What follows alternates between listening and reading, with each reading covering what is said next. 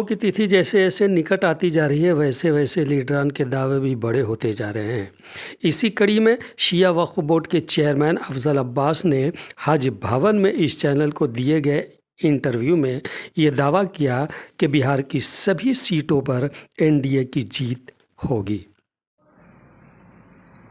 महागठबंधन से फिर आप एनडीए की तरफ आ गए हैं, आपकी पार्टी, तो इस बार क्या माहौल रहेगा इंतखाब के दौरान?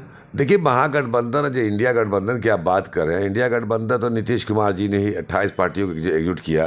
लेकिन अफसोस कहे या जो कहे कि हम लोग को उम्मीद ये थी कि नीतीश कुमार जी की लीडरशिप में एक चुनाव होगा, लेकिन जिस तरह से कांग्रेस और आरजेडी के लोगों का रवैया रहा और अब आपके सामने है, तो नतीजतन जो है वे हम लोग पूरा वापस आ गए एनडीए में। और इंडिया जो है, एनडीए गठबंधन जो है पूरी तरह से इंटैक्ट होने के बाद नीतीश कुमार जी ने जिस तरह से काम किया है, बिहार को एक तरक्की की लंबी ऊंचाई तो पहुंचा दिया है, तो मैं समझता हूं कि बिहार की आवाम जो है वो एहसान फरामोश नहीं है, एहसान का बदला चुकाएगी।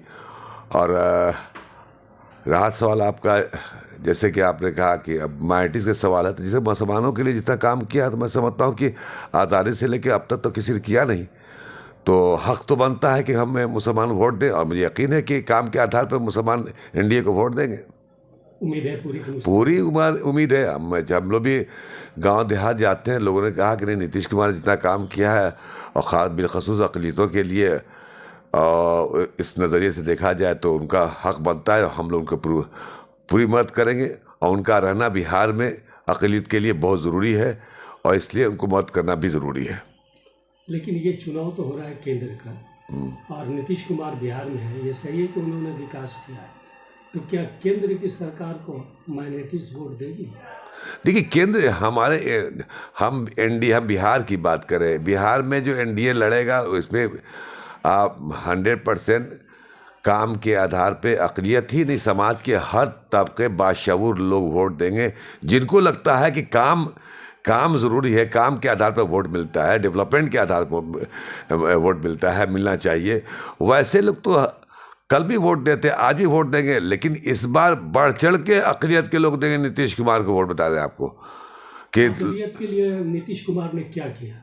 अब आपसे आप अक़लियत के क्या नहीं किया, पहले सवाल मैं आप ही से पूछा, आप ही बताइए कि क्या नहीं किया।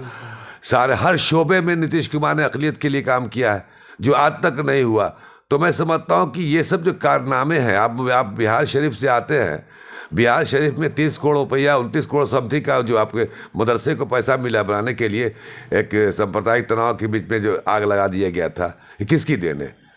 आज तक आप ही नहीं सोचे कि 30 करोड़ रुपया मिल जाएगा वहाँ के लिए।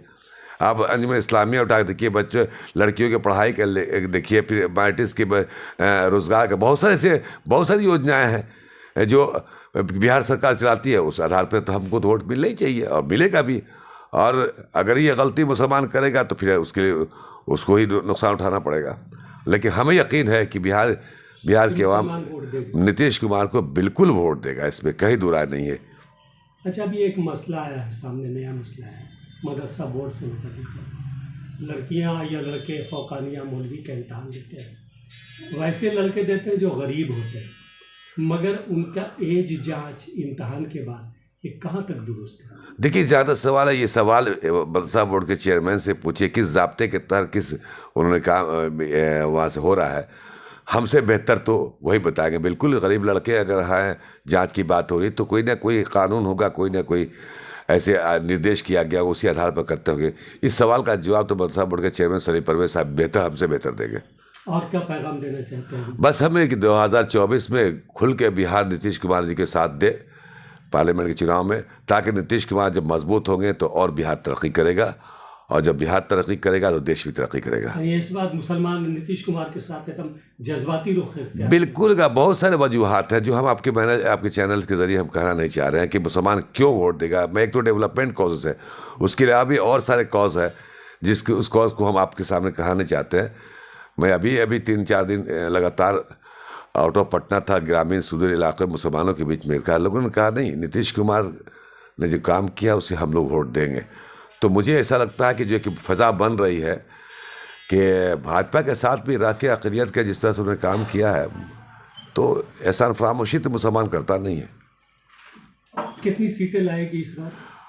हमें जहाँ तो लगता है कि जो पुराना रिकॉर्ड रहा है 2019-24 का, उसकी पुनरावृत्ति तो होनी चाहिए ही। हम 40 को 40 सीट जीतने की कोशिश करेंगे। 40 का 40 जी जी। दूसरे के हक में नहीं जाएगा। भाई आप इक्वेशन देख लीजिए ना, वोट तो समीकरण पर डिपेंड करता है। वोट किसका कौन मिलता है? हम 5 आदमी में 4 आदमी मेरे साथ हैं, 2 आदमी हैं, तो हम जीतेंगे, हम ही जीतेंगे ना। तो सीधा सा इक्वेशन है। तो चूंकि सियासत किसी कास्ट और किसी बिरादरी पे नहीं, तो समाज के हर तबके को लेकर जो चलता है वही जीतता है। तो एनडीए में जो नीतीश कुमार जी आए हैं, तो समाज के हर तबके के लोग उनके साथ हैं, हर अगड़ी पिछड़ी नीचे अक़लियत, हर समाज के लोग हैं। इसलिए एक वोट का जो परसेंटेज है, वो परसेंटेज एनडीए के साथ तो है ही, इस आधार पर तो जीतेंगे।